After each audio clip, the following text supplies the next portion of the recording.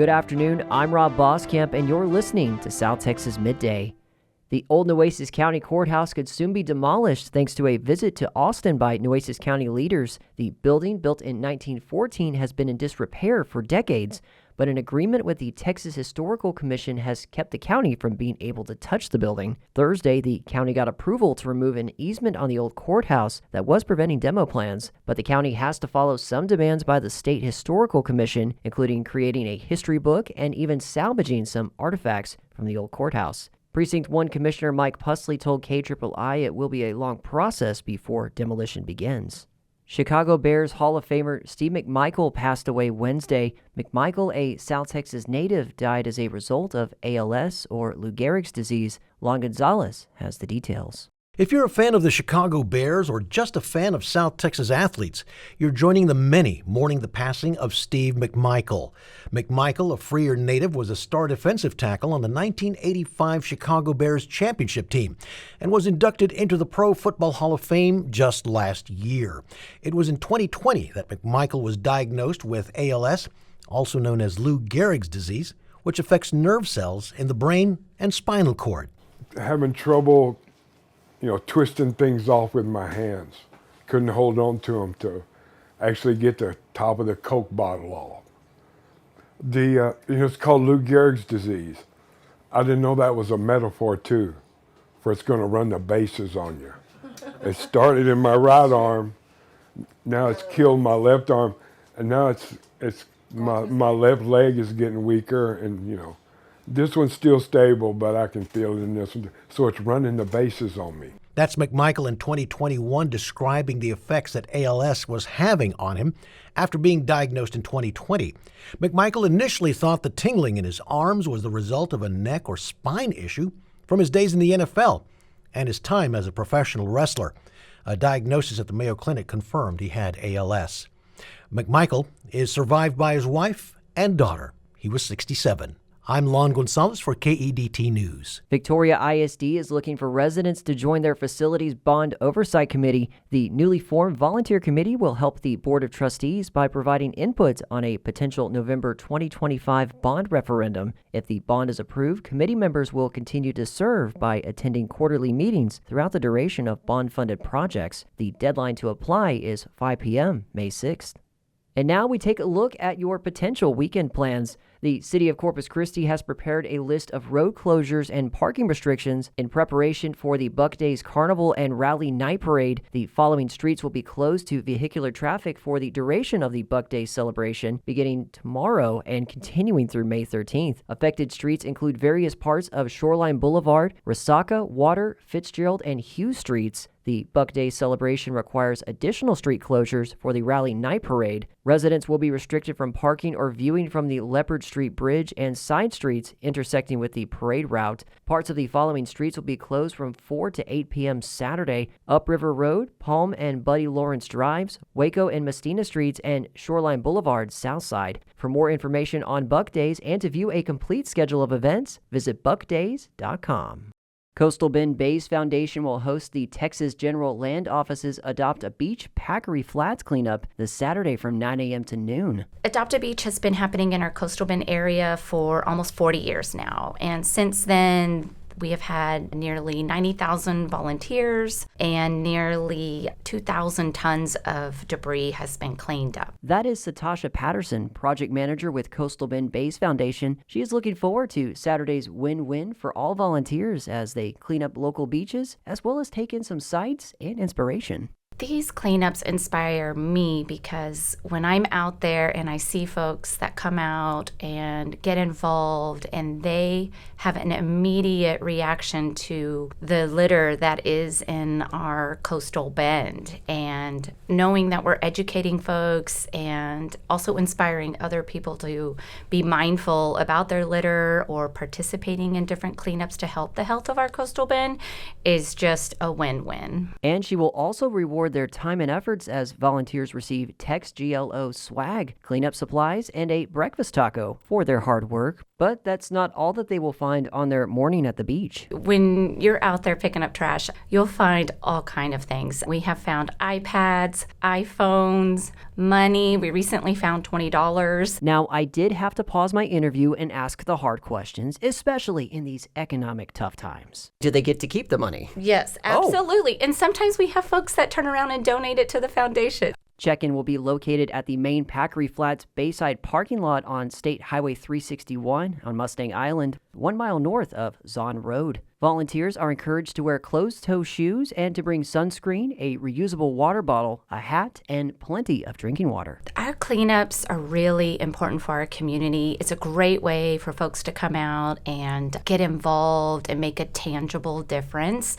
in creating a healthier and cleaner environment for our marine life and for our visitors. Volunteers can also download the Clean Swell app to track their efforts. Data submitted to the app is instantly uploaded to the Ocean Conservancy's Global Ocean Trash database. For more information on the Adopt a Beach cleanup, visit baysfoundation.org/adoptabeach. Now, if you happen to be on a budget this weekend, do not get your feathers ruffled. Corpus Christi's Birdiest Festival in America marks its 8th Bird Day by inviting everyone to enjoy parts of the festival tomorrow with $2 admission. Super Saturday will be from 10 a.m. to 5 p.m. tomorrow at South Texas Botanical Gardens and Nature Center at 8545 South Staple Street. And members get in for free. The public can enjoy parts of the Birdiest Festival in America, plus butterflies, ladybugs, parrots, and reptiles from Big Bloom. But if traveling abroad is more your style, allow us to tell you about a new passport office that is opened in Corpus Christi, and it's located on the Texas A&M Corpus Christi campus. Lon Gonzalez has more. If you find yourself needing a passport locally, you'll find there's one post office that's able to help you in Corpus Christi. That particular issue has been addressed. Now there's a second passport office open, and it's located on the campus of Texas A&M University, Corpus Christi. An opening ceremony was held at the University Center Thursday with several dignitaries on hand, including Congressman Michael Cloud, who saw the office's opening as a unique opportunity. It's wonderful that the university stepped up and been willing to have this here and do the work of having a passport office here. When you think of what it means not only for students who are traveling, but for our community to have another place to come and get passports. You know, we've worked in times past where there's been massive backlogs with the State Department in trying to get passports processed, sometimes taking up to 3 months. Right now they're experiencing even 11 days. We're able to get these things turned around now. Some of that's with administration change, but it's great to see that they're willing to stand up and do what we can to serve our community, and allowing us to be a part of helping make this happen was just a great honor. The new office will also give students who don't have a passport an opportunity to have their own, and possibly serve as a starting point for international travel. It serves our students, the faculty and staff here at the university, but it not only serves them, it also serves the community as well. That's Neftali Rivera, Assistant Vice President for University Auxiliaries, outlining the Passport Office's access to the community aside from the students. The Passport Acceptance Facility is now open at the University Center on the Texas A&M Corpus Christi campus. I'm Lon Gonzalez for KEDT News. Travelers at all U.S. airports will see some changes starting Wednesday, May the 7th, when those wanting to travel to the country will need a Real ID compliant card. If you have a gold star in the top right corner of your state-issued ID or driver's license, you're good to go. The Transportation Security Administration and the Department of Homeland Security are implementing the nationwide changes to prevent fraud. Brownsville South Padre Island International Airport Director Angel Ramos told KRGV if you don't have a real ID, you can use a passport. If you have neither, you might have to go through additional screening. Those without a real ID or passport could also be denied from going through the TSA checkpoint, preventing them from boarding a flight. Ramos said once this change is implemented, it could take some time to go through the airport. The changes apply to domestic flights and passengers over the age of 18. If you aren't sure if your ID card is compliant, you can check the Homeland Security website, dhs.gov, for more information. The Texas legislature passed a measure to create a statewide school voucher-like program that would allow families to use taxpayers' dollars for private schooling. The Texas Newsroom's Blaze Gainey reports that it comes after years of failed attempts. Since 2013, the Texas Senate has been passing voucher-like programs but the House hasn't been able to hold up the bargain. Now, after a brutal primary that rooted out several Republicans who voted against the idea, the bill passed both chambers and is headed to the governor. Senator Brandon Creighton celebrated the passage in the work to make it even better than its first iteration. Here we are with a bigger bill serving more students, focusing on income vulnerable and special needs with more funding. Texas' program at $1 billion will be the largest starting cost of such program, offering families education savings accounts, and it's expected to grow to nearly $4 billion by 2030. Texas getting it done is a good sign for proponents who hope to push a similar effort on the federal level. I'm Blaze Gainey in Austin. The Texas Lottery Commission is being sued over the agency's statewide ban on online lottery courier services. As the Texas Newsroom's Lucio Vasquez reports, this comes amid multiple state investigations into the state's lottery system and the sudden resignation of the commission's executive director earlier this week. The lawsuit was filed by Lotto.com, one of the nation's leading online lottery courier services. The company buys and delivers lotto tickets on behalf of customers. However, they haven't been able to operate in Texas after lottery officials banned the services in the state. Lotto.com says they've been operating in tandem with the state for years and that the sudden change is illegal. Back in February, multiple investigations began over the lottery system's integrity and its use of courier services. Some state officials, like Lieutenant Governor Dan Patrick, say these services could enable money laundering and the sale of fake lotto tickets.